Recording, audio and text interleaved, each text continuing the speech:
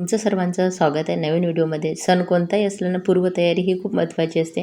पहिल्या दिवशी तुम्ही मंदिर स्वच्छ केलं होतं, देव वगैरे सगळं साफ केलं होतं. दुसऱ्या दिवशी सकाळी मी आहे ना, सगळ्यात पहिले सादरे बदलून घेतले, अंगणं झाडून घेतले, त्याच्यानंतर रांगोळी काढली.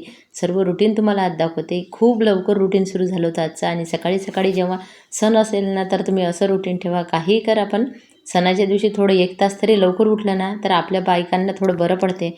नाहीतर घरातील कामं, पूजा करायची का कामं करायची किंवा मुलांना भुका लागते ते वेगळंच. हे सर्व एकत्र झालं ना, मग आपलाच गोंधळ उठते. त्याच्यापेक्षा ही बोट पण मला थोडीशी धुवायची होती, कारण चिकट झालेली होती. म्हटलं चला आता सणानिमित्तानेच आपण खास कामं करतो. आणि ते खूप संध्याकाळी हवा सुटल्यामुळे अंगणात बाहेर सगळीकडे सुकलेले पानं गोळा झाले होते. हे पानं बघून मला आनंद होते, कारण मी याचं खत तयार करते.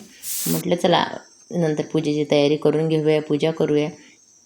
पण त्याच्या पहिले पक्ष्यांना दाणे ठेवून येऊया, पाणी ठेवून येऊया. सर्व केल्यावर मन प्रसन्न होते, मग आपल्या कामाला लागूया. म्हणून मी प्रत्येक ठिकाणी.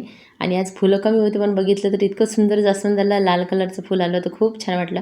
तेच नाही तर अडेनिमला बरेच फुलं होते, पण तोडायची इच्छा होत नाही. कसं तरी करून 1-2 फुलं घेतली हाताशी. त्याच्यानंतर पिवळ्या जास्वंदाला सुद्धा भरपूर फुलं निघाली होती. काही व्हिडिओ मात्र मी टाकले नाही तिचे. आणि छान माझी पूजा झाली भरपूर फुलं मिळाल्यामुळे. आणि पक्ष्यांना दाणे पाणी पाहिलं.